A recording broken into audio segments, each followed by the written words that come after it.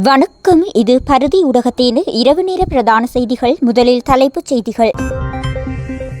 எரிபொருள் சிக்கல், பாடசாலைகளை மூடுவது தொடர்பில் வெளியான அறிவிப்பு. கிளிநொச்சியில் பதுக்கி வைக்கப்பட்டிருந்த 2000 லிட்டர் எரிபொருள் மீட்பு. ஜாலில் மூடப்பட்ட பாதையை திறக்குமாறு கோரி வெடித்த போராட்டம். மின்சார கட்டண அதிகரிப்பு தொடர்பில் அரசாங்கம் வெளியிட்ட தகவல். கிணற்றிலிருந்து உயிருடன் மீட்கப்பட்ட இளம் தாய் விசாரணையில் வெளியான திடுக்கிடும் தகவல்கள். எரிபொருள் விலை அதிகரிப்பு, அரசாங்கத்திற்கு நாமல் கூறும் அறிவுரை.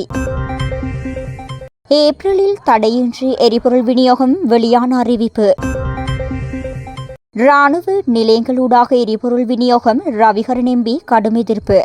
இனி தொடர்வன விரிவான செய்திகள்.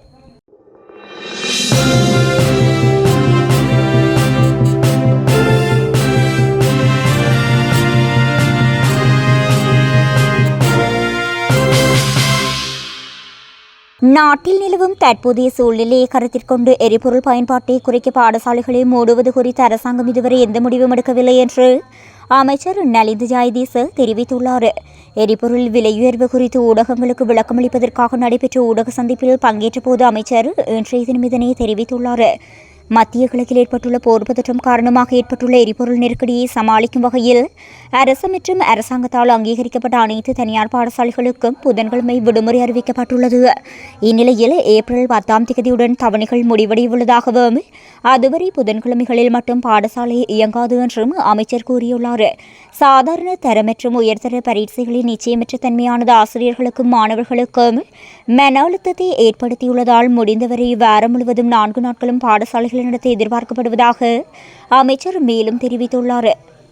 கிளிநொச்சி ராமநாதபுரம் காவல்துறை பிரிவுக்குட்பட்ட கல்மடு நகர் பகுதியில் தனியார் ஒருவர் பதுக்கி வைத்திருந்த 1220 லிட்டர் பெட்ரோல் மற்றும் 530 லிட்டர் டீசல் என்பன மீட்கப்பட்டுள்ளது.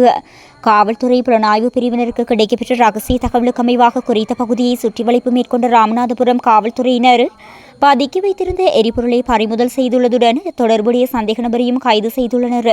சம்பவம் தொடர்பாக மேலதிக விசாரணைகளை காவல்துறையினர் மேற்கொண்டு வருகின்றனர். சந்தேக நபர் மற்றும் தடைய பொருட்களை 22/3/2026 அன்று கிளிநொச்சி நீதிமன்றில் முற்படுத்த நடவடிக்கை எடுக்கப்பட்டுள்ளதாக காவல்துறையினர் தெரிவித்துள்ளனர். ஜாழ்ப்பாணம் அன்னசந்திர வீதியில் அமைந்துள்ள தொடருந்து கடவையூடான போக்குவரத்து பாதை மூடப்பட்டுள்ளதை கண்டித்து போராட்டம் ஒன்று முன்னெடுக்கப்பட்டது. போக்குவரத்து சிரமங்கள், பொதுமக்களின் அன்றாட வாழ்வில் ஏற்பட்டுள்ள இடையூறுகள் உள்ளிட்ட பிரச்சினைகளை முன்வைத்து உடனடி தீர்வு கோரி இந்த கவனஈர்ப்பு போராட்டம் இடம்பெற்றது. இதன்போது வேண்டும் வேண்டும் வீதி வேண்டும், இலகுவான போக்குவரத்தை உறுதி செய்யும் மக்களுக்கு பாதுகாப்பான பாதை வேண்டும், எரிபொருள் பிரச்சினையான நேரம் பாதையை மூடாது என்ற வாசகங்களை அடங்கிய பதாகைகளை ஏந்தி கோஷமிட்டவாறு போராட்டத்தில் ஈடுபட்டனர். குறித்த போராட்டம் நடைபெற்ற போது அப்பகுதியில் காவல்துறையினர் பிரசன்னமாக இருந்தமை குறிப்பிடத்தக்கது. மின்சார கட்டண உயர்வு குறித்த முடிவை ஏப்ரல் 1ஆம் தேதி பொது பயன்பாட்டு ஆணைக்குழு அறிவிக்கும் என அமைச்சரவை பேச்சாளர் அமைச்சர் நலிந்த ஜாயதீச தெரிவித்துள்ளார். அரசாங்க தகவல் திணைக்களத்தில் நடைபெற்ற ஊடக சந்திப்பில் ஒரு பத்திரிகையாளர் கேட்ட கேள்விக்கு பதிலளிக்கும் போது அமைச்சர் இதனை குறிப்பிட்டுள்ளார். அதன்போது மேலும் கருத்து வெளியிட்ட அவர், டிசம்பர் மற்றும் ஜனவரி மாதங்களில் மின்சார சபை மதிப்பீடு செய்து பிப்ரவரி முதல் வாரத்தில் பொது பயன்பாட்டு ஆணைக்குழுவிடம் மின்சார கட்டணத்தில் 13% உயர்வு கோரியுள்ளது. அதன்படி ஏப்ரல் 1ஆம் தேதிக்குள் மின்சார கட்டண உயர்வு குறித்த முடிவை பொது பயன்பாட்டு ஆணைக்குழு அறிவிக்கும் என தெரிவித்தார். மட்டக்களப்பு தாந்தாமலை நெல்லிக்காடு வயல் பிரதேசத்தில் பாழடைந்த கிணற்றிலிருந்து உயிருடன் பெண் மீட்கப்பட்ட சம்பவம் தொடர்பில் குறித்த பெண்ணை கடத்தி மயக்கமருந்து கொடுத்து தங்காபரணங்களை கொள்ளையடித்த மூவர் கைது செய்யப்பட்டுள்ளனர். மாவட்ட புலனாய்வு பிரிவின் தகவலுக்கமைய காவல்துறையினரின் அதிரடி நடவடிக்கையில் 24 மணித்தியாலயத்தில் காஞ்சிரம் குடா பகுதியைச் சேர்ந்த கணவன், மனைவி மற்றும் கணவனின் தம்பி உட்பட 3 பேரை நேற்று முன்தினமிரவு வவுனதீவு பகுதியில் வைத்து கைது செய்துள்ளனர். அத்துடன் குறித்த கிணற்றிலிருந்து சடலமாக மீட்ட பெண்ணையும் இதே பாணியில் அவர்கள் கொலை செய்துள்ளதாக காவல்துறை உயரதிகாரி ஒருவர் தெரிவித்துள்ளார். இது தொடர்பில் மேலும் தெரிய வருவதாவது, கடந்த வியாழக்கிழமை வவுனதீவிலிருந்து மட்டக்களப்பு நகருக்கு 2.5 வயது குழந்தையுடன் சென்ற இளம் தாய் காணாமல் போயிருந்தார். இந்நிலையில் அடுத்த நாள் வெள்ளிக்கிழமை இளம் தாய் பாலடைந்த கிணறு ஒன்றிலிருந்து உயிருக்கு போராடி கொண்டிருந்த நிலையில் அவரது குழந்தை வயல் பகுதியில் கைவிடப்பட்டு அழுது கொண்டிருந்த நிலையில் உயிருடன் மீட்கப்பட்டது. அத்துடன் குறித்த கிணற்றிலிருந்து அழுகிய நிலையில் பெண்ணொருவரின் சடலமும் மீட்கப்பட்டுள்ளது. இந்நிலையில் சிசிடிவி கேமராவில் பதிவாகிய காணொலியை பரீட்சித்த போது குறித்த இளம் தாயை ஏற்றிச் சென்ற முச்சக்கர வண்டி மற்றும் அவருடன் வந்த பெண் தொடர்பாக விசாரணைகள் முன்னெடுக்கப்பட்டன. இதன்போது மாவட்ட புலனாய்வு பிரிவிற்கு குறித்த பெண் மற்றும் முச்சக்கர வண்டி தொடர்பாக கிடைத்த தகவல் ஒன்றினை அடுத்து அதன் பொறுப்பதிகாரி தலைமையில் புலனாய்வு பிரிவினர் காவல்துறையினருடன் இணைந்து வந்தாறுமூலை வாளியடி பகுதியில் உள்ள வீடு ஒன்றை நேற்று முன்தினம் இரவு 7 மணியளவில் சுற்றி வளைத்து முற்றுகையிட்டனர்.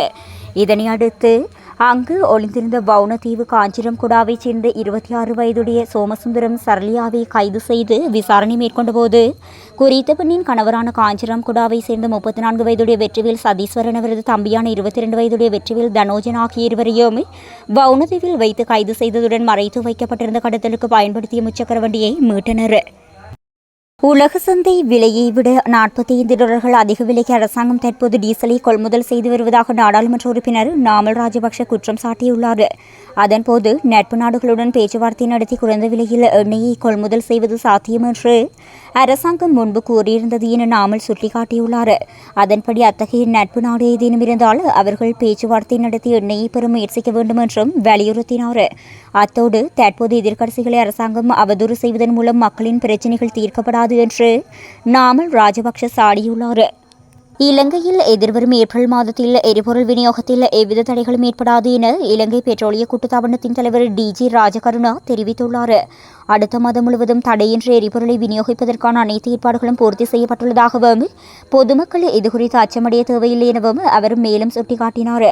மேலும் அனல் மின் நிலையங்களுக்கு தேவையான எரிபொருள் சீராக வழங்கப்படுவதால் நாட்டில் மின்வெட்டை நடைமுறைப்படுத்த வேண்டிய அவசியம் தற்போது இல்லை எனவும் கூறினார். அத்துடன் அரசாங்கம் மேற்கொண்டு வரும் முறையான திட்டமிடல் காரணமாக எரிபொருள் வரிசைகள் மீண்டும் ஏற்படுவதற்கு வாய்ப்பில்லை என்றும் அவர் சுட்டிக்காட்டினார். பாராளுமன்ற உறுப்பினர்களுக்கு இராணுவத்தினால் நிர்வகிக்கப்படும் நிலையங்களூடாக எரிபொருள் வழங்கும் நடைமுறையை நிராகரிப்பதாக வன்னி மாவட்ட பாராளுமன்ற உறுப்பினர் துரைராசா ரவிகரன் தெரிவித்துள்ளார். இது தொடர்பாக அவர் பாராளுமன்ற செயலாளர் நாயகத்திற்கு நேற்றைய தினம் கடிதம் ஒன்றினை அனுப்பி வைத்துள்ளார். நாட்டில் ஏற்பட்டுள்ள எரிபொருள் நெருக்கடியினை அடுத்து பாராளுமன்ற உறுப்பினர்களுக்கென இராணுவத்தினரால் நிர்வகிக்கப்படும் நிலையங்களூடாக எரிபொருள் விநியோகிக்கும் விசேட ஏற்பாடு குறித்து அண்மையில் அறிவிக்கப்பட்டிருந்தது. இராணுவ தலையீடற்ற வகையில் ஜனநாயக நிர்வாகத்தின் கீழ் பின்வரும் வழிமுறைகளை அவர் முன்மொழிந்துள்ளார்.